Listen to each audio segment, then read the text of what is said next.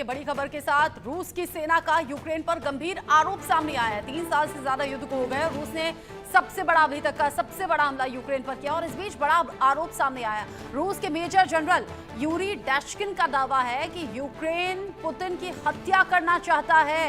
यहां पर हत्या करने की प्लानिंग थी, इस तरह की जानकारी है। पुतिन के हेलीकॉप्टर पर 46 ड्रोन दागे गए। ये बहुत बड़ा खुलासा और ये बहुत बड़ा गंभीर आरोप भी है यूक्रेन पर। यहाँ रूस ये कह रहा है कि एयर डिफेंस सिस्टम में वो सभी रूस की तरफ से ड्रोन मार गिराए गए जो कि यूक्रेन की तरफ से दागे गए थे। यानी यहाँ पुतिन की हत्या की साजिश यूक्रेन ने रची थी।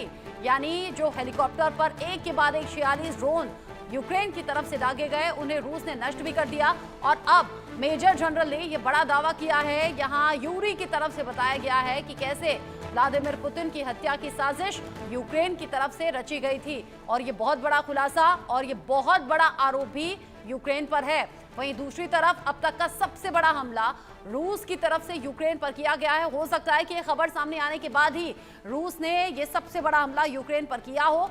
एक तरफ तो ज़ेलेंस्की पीछे हट नहीं रहे, दूसरी तरफ अगर ये वाकई आरोप सच है तो व्लादिमीर पुतिन की हत्या की साजिश यूक्रेन ने की और इसी को लेकर हेलीकॉप्टर पर एक दो नहीं बल्कि 46 ड्रोन दागे गए थे। आदित्य कुमार इंडिया न्यूज संवाददाता इस खबर को लेकर जुड़ गए हैं ज्यादा अपडेट के साथ। आदित्य, हमने दिन में बताया था कि कैसे रूस ने यूक्रेन पर अब तक का सबसे बड़ा हमला किया जिसमें 298 ड्रोन और 69 मिसाइलें दागी गई। क्या वो इस खबर के बाद ही हो सकता है मुमकिन, क्योंकि पुतिन की हत्या की साजिश का आरोप लगा है यूक्रेन पर?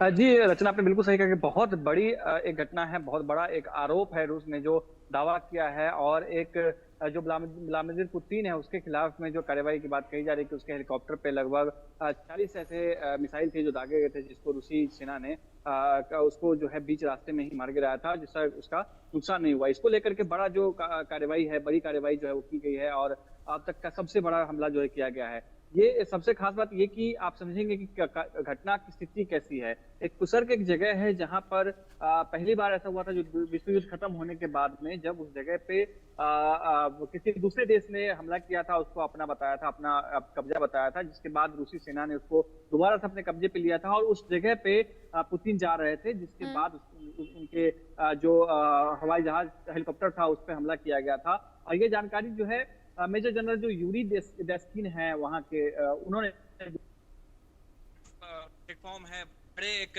अधिकारी के मुंह से ये जो है निकला है, जिसका अर्थ है कि साफ है कि कहीं ना कहीं ये बहुत ही गंभीर है। उसके बाद लगातार जो है हमले की अंदाजा था वो लगाया जा रहा था, जिसके बाद जो है बड़ा हमला जो है यूक्रेन के ऊपर में किया गया। वो पूरा जो है 1100 किलोमीटर का इलाका है जिसपे रूस यूक्रेन ने हमला किया था, जिसको उसका अपने कब्जे में ले लिया था। वहां पे बारूदी सुरंग बिछाए थे और तमाम तरीके को सैन्य जो काटनी होती है वो उन्होंने वहां पर किया था, जिसके बाद लगातार जो है ये अंदाजा लगाया जा रहा था कि इस तरह की कार्रवाई जो है वहां पर की जा सकती है।